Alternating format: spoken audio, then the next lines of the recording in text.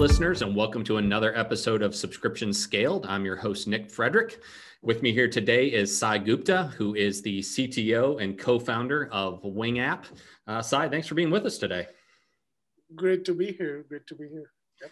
Awesome. Well, can't wait to hear about it. And this is always a good place to start. Tell us a little bit about yourself, about your company that you're obviously one of the co-founders of. And Yep. Yeah, be great. Yeah. So I'll dive into the company a tiny bit. So Okay. what we're building the assistant service of the future. That's what we like to call it. It's a subscription-based VA service, which is powered by AI technology that we have built in-house, along with the human-in-the-loop model. So it's kind of like a hybrid AI system. And what we basically do is businesses come to us and they subscribe to our service. It's not a contractual service, it's a monthly basis. You pay month to month. And then, we kind of offer two different plans. First one's $700 a month, and the other one's like $1,250 a month. Okay. And they each come with, their own kind of features and, like number of assistants that you get. Okay. And then we have built a lot of tech around it and all the good stuff. So that's just a very tiny bit, as far as what Wing is doing right now. We have a ton of customers. We service various different industries, ranging from real estate to marketing companies to legal companies, moving companies, IT companies. And again, it is global. We have customers in the United States, in Canada, in the UK, South Africa, Australia, India as well. So, we have really, really grown. And all of this has happened in the past 6 months. Wow. And then I guess going a tiny bit into the history of the company, a couple of friends and I started this way back about almost 4 years ago, working on the technology, working on the product. And this is back when, we were in school, we were at UC Irvine. And, we were looking at, it kind of came out of, personal need. A couple of friends and I, we were sitting in the dorm room and, it was like 3 a.m. in the night. And then, one of the guys' parents were going to visit at 8 a.m. in the morning. And the room was a mess. You can imagine freshman year, it was a total mess. Sure. And, that is exactly where, we were thinking, we're like, oh, we wished if there was like a service right now, that, and this is back in 2014, 2015, right? There wasn't even DoorDash or anything back then. Right? Uber had just come out. So, we were thinking about, maybe having this service where we wanted to use a service that, we can just tell, hey, could somebody come and clean the room right now and maybe get us some, Jack in the Box or something. Because it's 2 a.m. We're really, really not in a good state. How college kids think, right? Exactly. And then, we started doing this weird thing where we were posting on Facebook group of our dorms. And we were like, oh, if anybody's willing to come down at 2 a.m. and clean our room, we'll pay you $10. And we were posting, we even put a small ad on Craigslist. I'm trying to see if anybody in the area was willing to come and clean the room, but nobody came. 3 a.m. Finally, we picked up the stuff, started cleaning up the room. And that is where kind of the idea came out from. Okay. It's like, okay, we need this kind of like an all-rounder assistant service, that you use to do basically anything that's legal and possible, that it can get done. So that is where kind of like the idea for this Wing AI assistant came out of. And then when we launched back then, we were working on the tech a lot of months, a lot of time. We grew the team as well. And then when we launched, initially it was supposed to be a consumer product. Supposed to be, like a personal assistant app. Okay. Let's say for you and me individually using it, make bookings, make reservations, you need your house cleaned. You need packages delivered. You need your dry cleaning picked up. You wanna plan your wife's birthday, right? Anything that you can think of, even if you need us to walk your dog, right? Any use case that you can think of, we were trying to do it, and we got to a pretty good start. We launched, day of launch, we launched on campus, right? That is where usually college kids want to start. So we launched on campus. We had about 400 users sign up day one. Wow. So pretty big, pretty big launch. And we were very innovative. We were very innovative with the ways we were launching. I remember this one time we needed a tiny bit of money to get something done. And we were like, okay, what do we do? So we went and bought Costco pizzas, a lot of them. And then we sold them outside this bar near the campus on a Friday night at 2 a.m. sold a single slice for $5 a slice, and we basically ended up making, I think, $2,000 out of that. So, use that to grow a tiny bit, get some more things in. And then we were going pretty smooth. We launched this Wing consumer product earlier in 2020, officially launched it on like February the 7th on Product Hunt, became #1 product of the day. Everything was going good. Things were smooth. And then coronavirus hit. Yeah. All the personal use cases that you can think about, right? Flight reservations, restaurant reservations. People weren't going out anymore, right? So all of those use cases kind of went downhill as fast as you can imagine. And then, around June of 2020 is when they're like, okay, this is not working out. Business isn't smooth. We haven't been getting new customers. Old customers are trying to go away. So things aren't working out. And then that is where the idea came out of, okay, we have this technology that we worked on for like 2 years. We have a really, really good team with us. We know what we're doing. We know the product very well. What do we do with it? And then we realized, even during Corona, businesses, small and medium-sized businesses especially, are still trying to thrive. And these guys do not have the extra cash on their hands to hire actual people. They may have even let staff let go, but they're still working. So that means, they could use help. And given it's COVID, work from home, virtual offices, virtual assistants is the new norm, right? Everything's online. And that is where kind of like the idea came out of, okay, let's convert this and pivot into a business offering, right? And that is around July when we launched. Day of launch, we had like 4 of our current customers, like who were using, these were like execs using our consumer version. We started them, we're like, okay, we're offering this business service, right? We're going to do everything for you, blah, blah, blah. And then these guys basically signed up. So day 1, we had 4 customers sign up. And, our revenue basically was about, I want to say $2,000. Okay. And this is back in July. And then today our revenue is almost about $40,000. Companies currently valued at over $10 million. And this has all happened in the past 6 months. Wow. Right? You can imagine we have scaled crazily. Our team has grown incredibly fast. I currently have about 50 people working, for kind of helping run this. Yeah. Like I said, it's a mix of humans and AI technology. Okay. Right. So AI tries to do most of the work, but then the actual execution of it is approved by a human being. Or, in some cases, if the AI completely fails, in that case, we pass it to a human to do it. Okay. But then we record their actions and we figure out, okay, how does our AI replicate this the next time around? Okay. So it's a mix of both things. So on the human side, we have about 50 people working, and then as far as my team goes, very experienced, bunch of different backgrounds in different areas.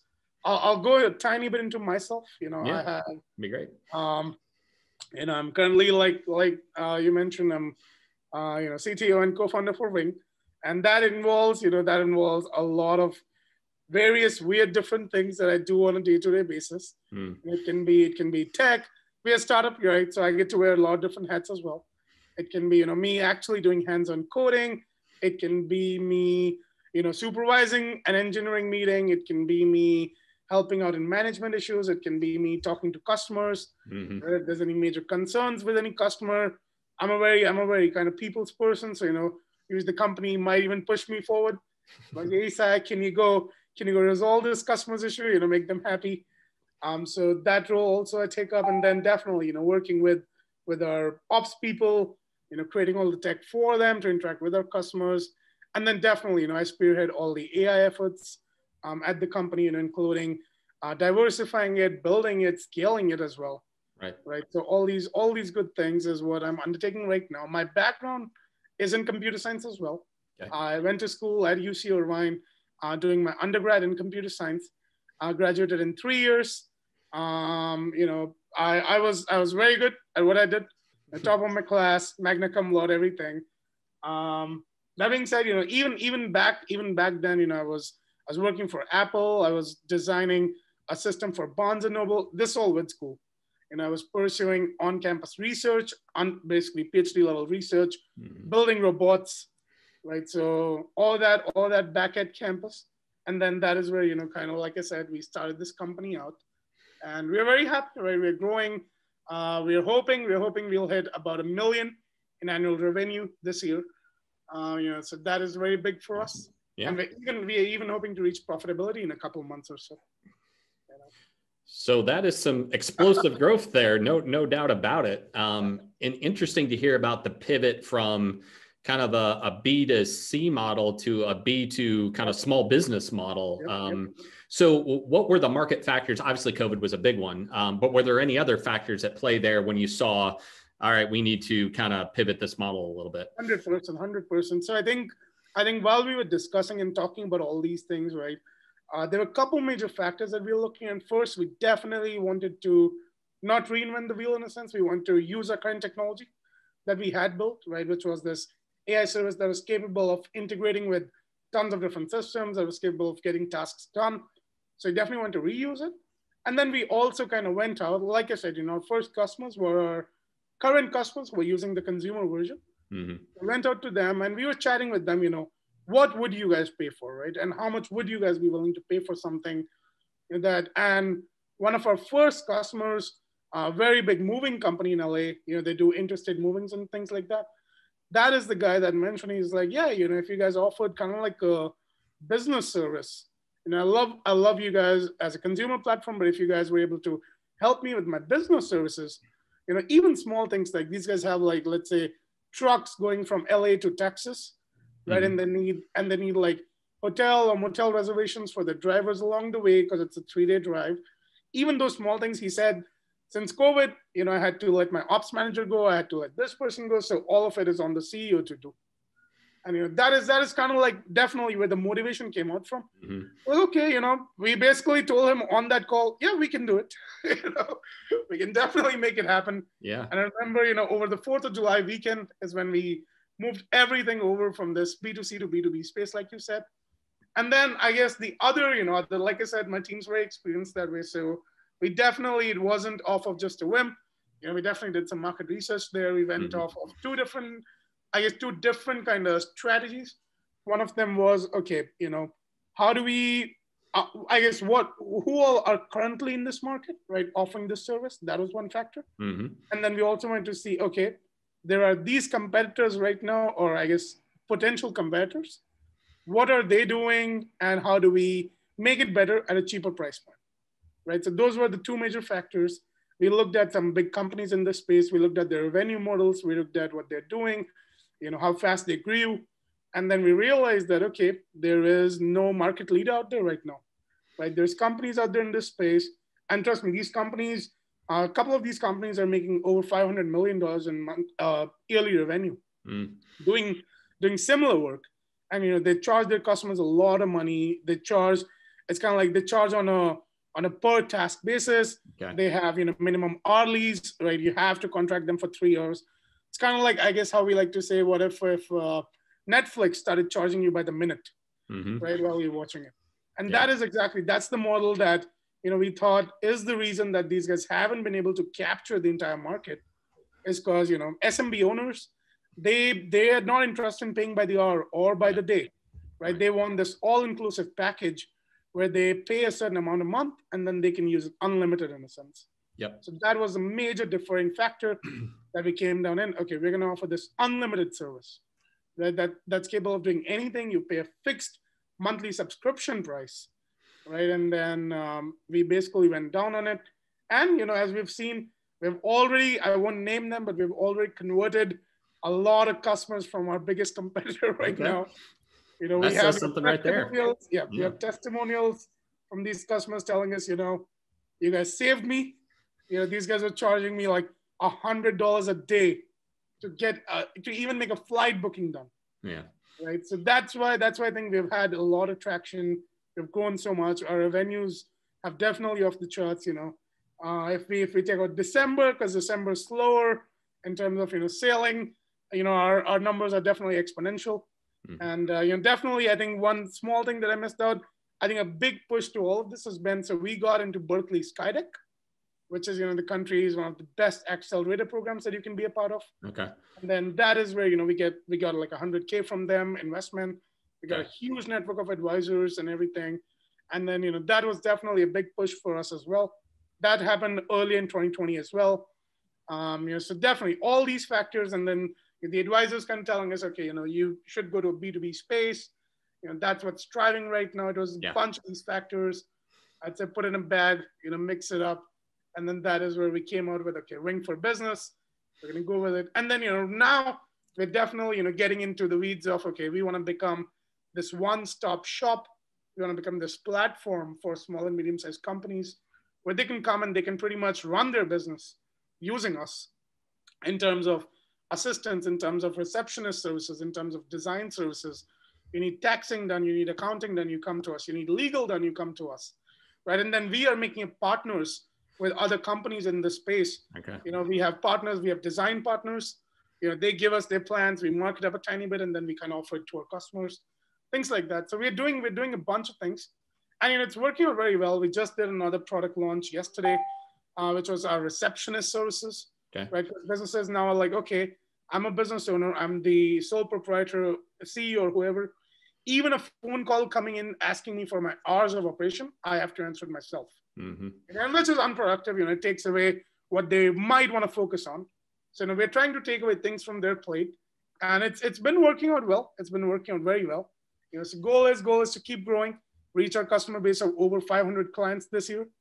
Okay. And we'll see where we go from there. Yeah. Well, it sounds like you're off to a pretty fantastic start. A lot of momentum. Yeah. One thing I'm particularly interested in is how you've landed, at least thus far, on your price point.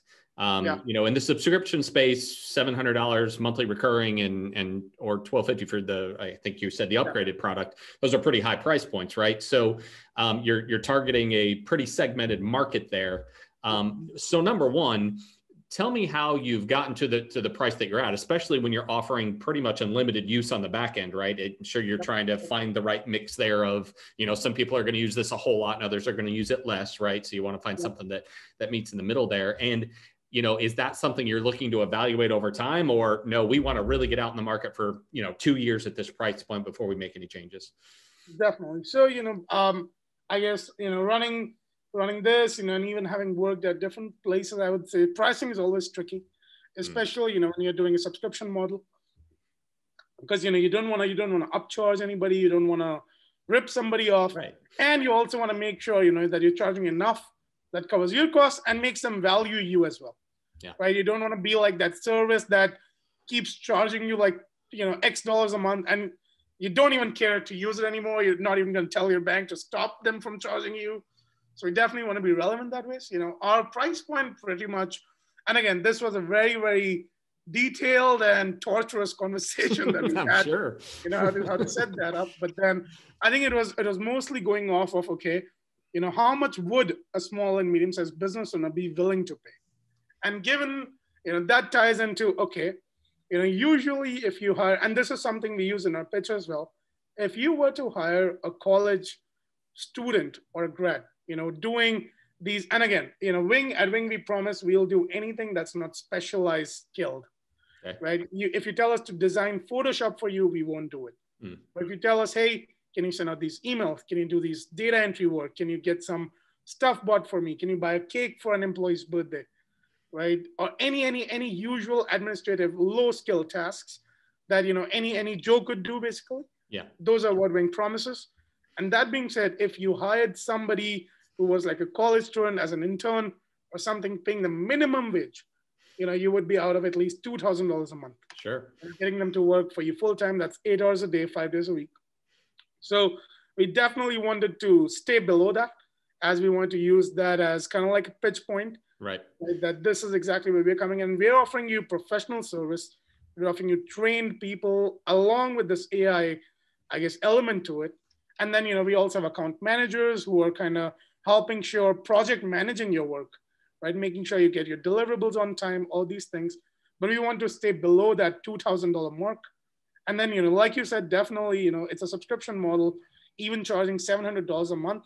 It sounds like a lot, but what we discovered in this industry, people who have currently been using these services have been paying way more than that, right? And again, they may not realize that, oh, they're paying this on a monthly basis. They realize that, oh, I'm doing it on a per task basis, on a per day basis. But if you think about it, we talked to some customers as well. They had been paying about $3,000 to $2,500 to Magic, on a monthly basis on average. Mm-hmm. And that kind of turns into, okay, it feels like, okay, you have this really expensive subscription that you keep paying, even though they charge you on a per hour or, per day basis. Mm-hmm. Their billables do turn into this, unsaid subscription that you now have, that you suddenly end up paying $2,000 to $3,000 a month. So those were the two factors. We're like, okay, we want to stay below those price points because, definitely want to cut our competitors that way. We want to, make sure we're offering enough value. And then, as far as why this price point, it was basically based off of we're a SaaS product, right? We're a SaaS product. Anything that we do, we definitely want to have a certain amount of margin that our investors and our board expects, in a sense, from us. So, based on whatever our cost came out to be, we basically priced it so that we have a certain percentage of profit there or margin there. And then we basically priced it. And, my COO, Martin, he definitely went out. We did a few focus groups, and this is exactly where Skydeck helped a lot, right? We have a ton of great advisors. WeWork's ex-CTO, Shiva, he's on our board as an advisor. He's basically been head of product at Apple, Spotify, Twitter, Google, so he's done a lot of pricing in his past. We also have Mark, who was the head of Sony's consumer division, like entire Sony's consumer division. Great advisor. So he's very good resource for these things. And then I think Eric, who is the current head of partnerships at Chargebee. Chargebee basically follows a complete subscription model as well. And he's also been like the head of Mercedes in the past for North America. Mm-hmm. So these guys have brought in a ton of valuable input in terms of, okay, what should you look for when pricing? What should you kind of look for when you're subscription pricing, especially? Because, you want to break that barrier where the customer is kind of not willing to get pushed over the edge, right? Because they feel it's very high, it's very much. Yep. But, what we've discovered so far, the pricing that we did, it's resonating very well with owners. They understand that, let's say for receptionist services right now, right? We're offering that on a subscription basis as well.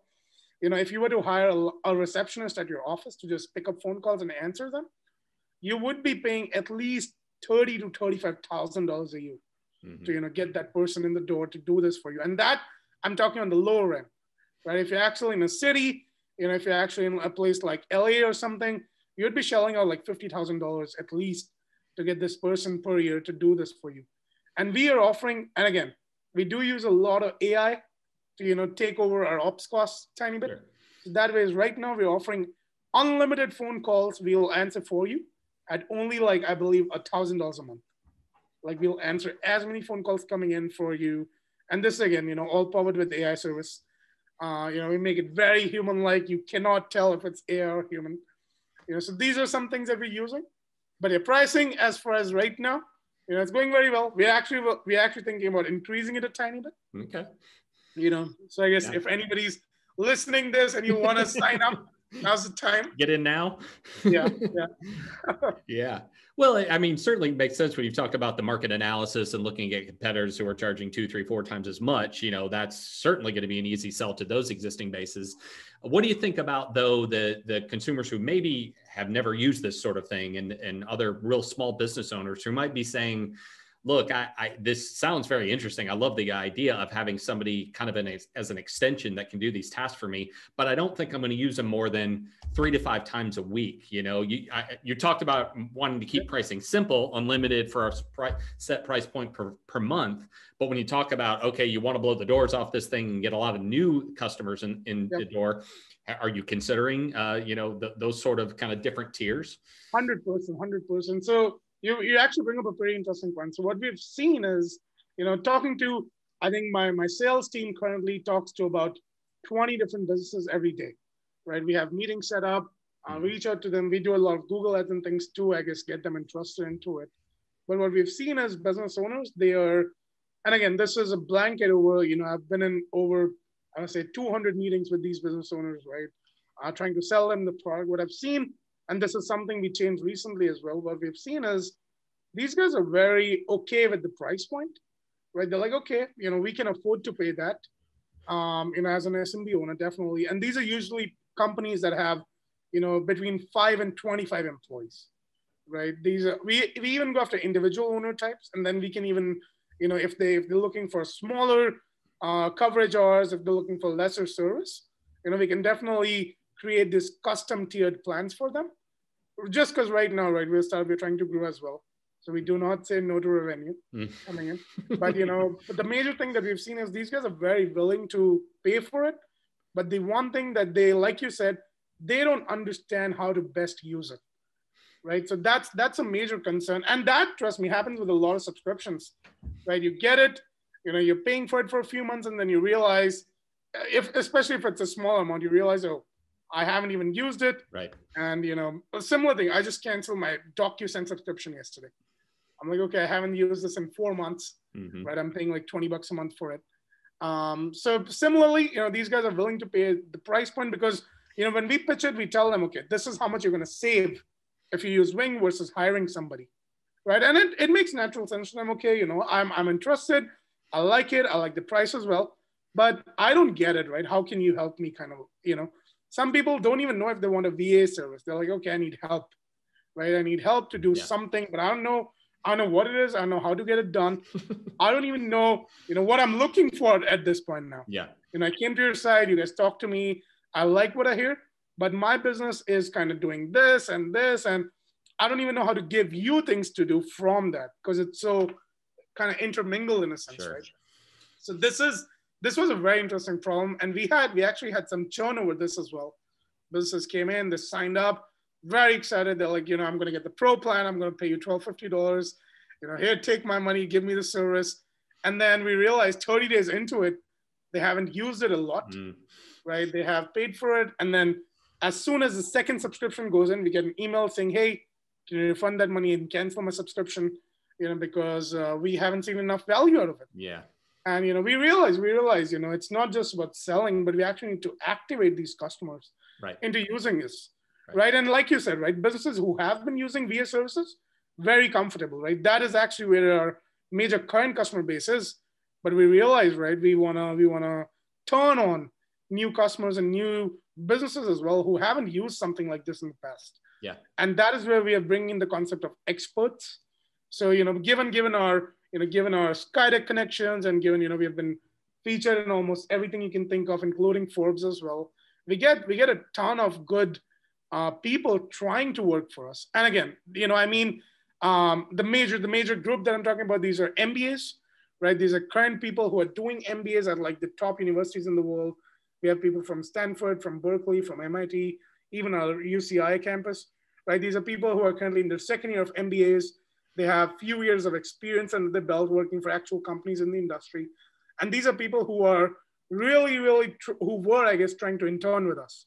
Over a few months, they're trying to get something on their resume along with, them kind of doing their school, and these guys are very expensive. We make sure, right, we talk to them, we bring them on, and these guys want to get, something on their resume. They want to actually feel how it feels to be worked in the industry. And then what we basically try to do, okay, these guys are currently pursuing MBAs. Their main goal is problem solving, right? Figure out how to optimize processes, figure out how to remove problems, figure out solutions. So what we are doing right now, and it's been working out amazingly, flawlessly. We've been partnering up. Let's say we have somebody who's working as an intern, been with us for 4 months, right? Currently pursuing MBA at Stanford. What we'll do when new business comes on, even if we feel a tiny bit, okay, these guys maybe be unsure about how to use us, what we'll do, we'll partner them up on a 1-hour expert session with this MBA person. Yep. And then what this MBA person does is in that 1 hour, they'll understand everything about their business, right? What they do, how are they doing current processes. And then they go back and in a day or so, they'll come back with, okay, this is the process that we kind of recommend you use in terms of how you can best use Wing. This is how we can take away 70% of your work, right? Wing can do this, this, and this. You get free time. And on top of it, we realize there's this small gap in your process. We realize this can be optimized. And on top of it, this is the way we can even help you get more business, right? So when we do that, we have seen conversions be sky high in a sense. We have seen businesses continue to use us. Our engagement rate has actually gone up a lot. We're at 85% now. So out of 100 days, 85 days, businesses are coming back and using us. That's great.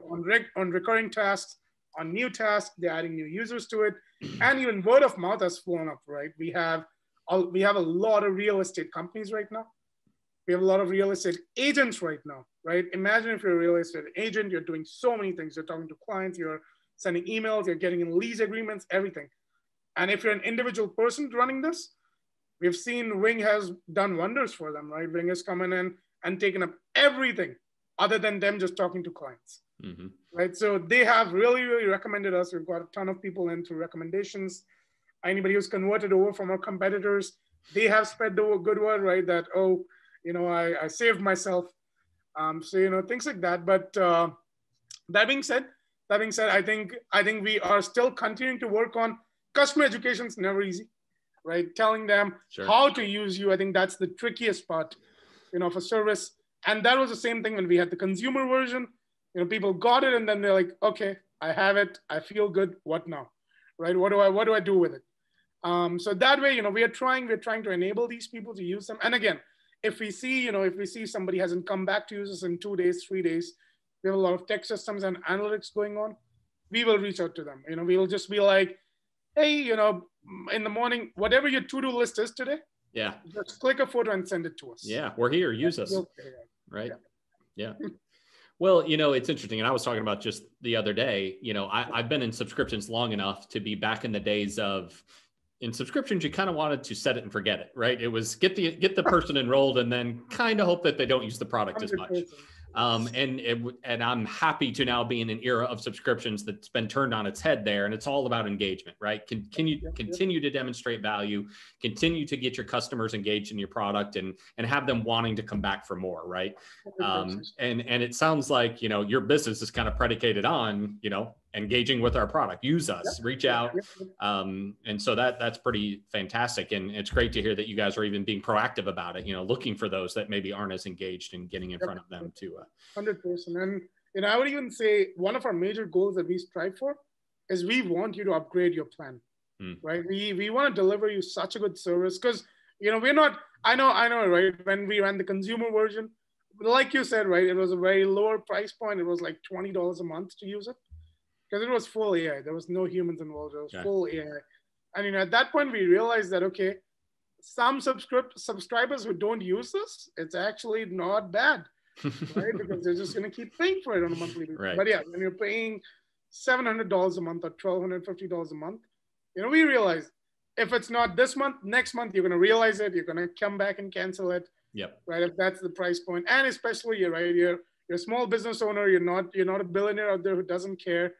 Right. So that way we want to keep them engaged. And then, like I said, right, and it's actually pretty surprising to see, right? A lot of times people don't want to upgrade, but I think about 30% of clients have started off with the basic plan and are now actually paying us $1,250, right? Because they like the service. Yeah, and that speaks volumes, right? Even for my team, right? My account management team has been very, very proactive. My tech team, even myself, we have been very, very engaging and building products, right, that they like, that they interact with. We have iPhone apps, we have Android apps, we have WhatsApp integrations, we are building Messenger integrations, we have Slack bots. So all kinds of things. We want them to engage with us. We want them to give us work. We're actually trying to build, the next, I guess, like I said, be a service of the future, right? Give all of your work to us. We even have, this is actually pretty interesting. My CEO and I were talking about it yesterday. And this was new for us. So one of these customers came in, and they were an ex-customer. They had left in November, just paused a subscription because they're too busy to run it. So now they came back and then, she's like, hey, Wing, I've been busy running this business, haven't had much time to spend with family in 2020. So I want to focus this full year spending time with my son, with my husband, and I want you guys to run my business. And they're like, okay. What does that? And so she basically said, she's willing to pay us. It's already on. We're doing it. She's paying us almost $3,500 a month. And then what we're doing for her, we have dedicated account manager for her. And then now Wing is running her business fully, right? We run all the processes. We even talk to her clients, and she checks in once a day with the account manager. And, we actually thought this could be another small, interesting, stream that we could pursue. But yeah, like I said, it's it's a very interesting thing, right? I think more engagement actually helps you retain people, actually helps you spread word of mouth, right? But yeah, that definitely turns into we need to scale everything, even tech-wise, right? I think when we started, it was like one server with everything on it, and now I think I have almost a distributed systems shop, right? We have one service running per server. So things are interesting. I think most of it has been because we have been so proactive that customers are staying on, right? Knock on the wood there. Yeah, I think we as a company are a happy cat right now. Yeah, sounds like it. Sounds like it. You said you've got customers that are literally all over the globe right now. Talk a little bit about the complexities that might present in terms of payments. So first of all, are you exclusively credit card, or are you accepting payments any other way? Or we usually prefer debit and credit cards, okay, right? Because our entire things are hooked up with Stripe. You can just pay online and subscription setup, everything's good to go. Yep. If you are trying to pay us through another way, we will figure out how to take your money. Okay. All right. What about different currencies? Are you just converting all of them over to US dollars?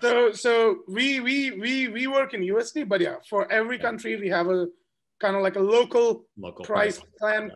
If there's something we do, I think, even for anybody listening, if you're a subscription model, if you're trying to be global, make sure your tech team fits up pages that are local to each country. Right? Anybody in the UK, they're going to be very resistant to buy something in the United States. Mm-hmm. That's why when you're coming from the UK, you open the page. Even when you're coming from Australia, you open the page. We kind of customize it to look very like, okay, we are here, we're your local service, right? We'll get it done. You can pay in your local dollars currency, right? We'll even put on some cultural things on there to make it seem like, we're local. And then as far as the charging goes, Stripe is very good like that. We can bill them in USD and they'll charge them in the local currency. So we're good there.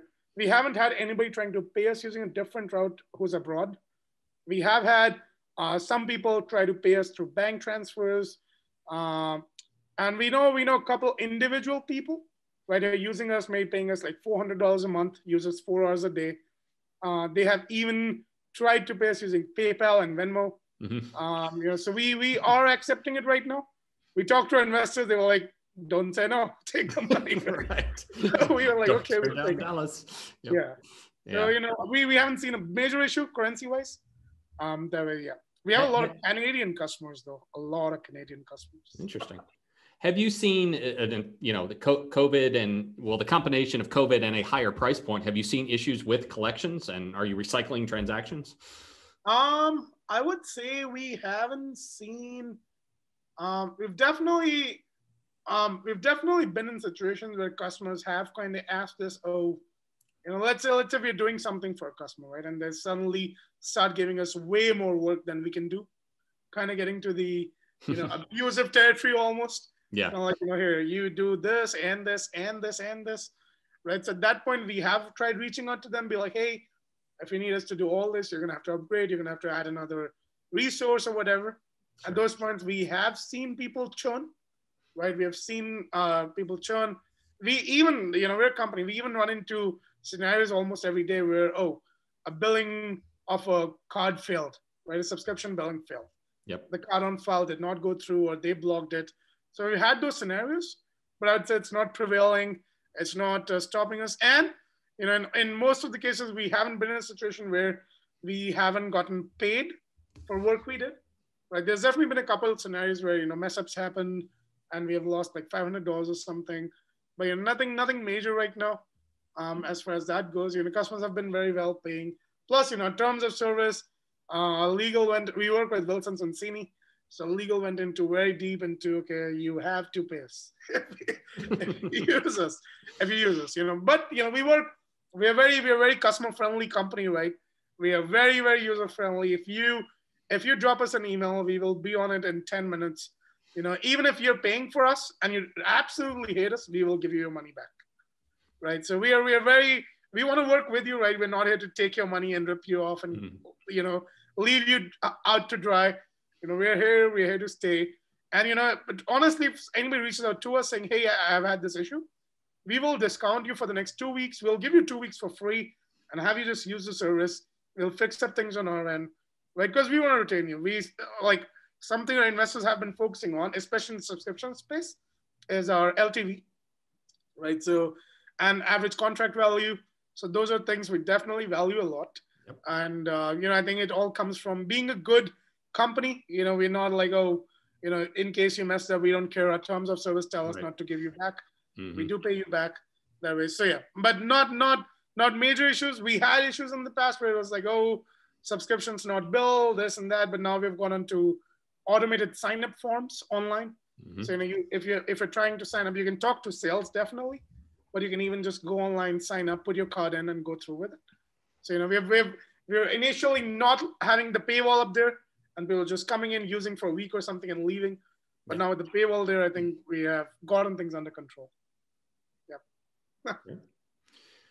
Well, Sai, this has been a fantastic conversation. I've loved hearing about your company, the explosive growth, and kind of how you guys are working through it. Wish you guys nothing but the best in the future. If any of the listeners want to get in touch with you, your company, or the website, where can they go? So if anybody wants to get in touch with the company, you can go to getwingapp.com. That's GETWINGAPP.com. And if you want to get in touch with me, you can email me. It's basically sai@getwingapp.com. I'm sure, Nick, you can probably post that as well. Absolutely. So yeah, we're very willing to get new customers on board, right? If you're a business, if you are thinking of getting help, reach out. I'm sure we can help you, whatever domain it is. We will work with you. We will make it happen. And if you like anything, you want to chat, you can reach out to me as well. If you didn't like anything I say, you can reach out as well. So yeah, I guess we're just hoping, right, this year can be very big, especially with COVID, right? We wanna genuinely help out, right? Definitely, running a business is part of it. But with COVID, I think we definitely want to help out. Two business owners who are struggling or thinking, oh, if I don't get reasonable, affordable help, I may go under. We want to be there as a partner for you. So yeah, reach out. We're more than happy. I'll jump on calls myself to help sell you, and we'll make it work. Sounds good. Well, sounds like a very exciting business. You guys are off to a great start this year, and wish you nothing but the best. Thanks a lot, Mike. Thank you.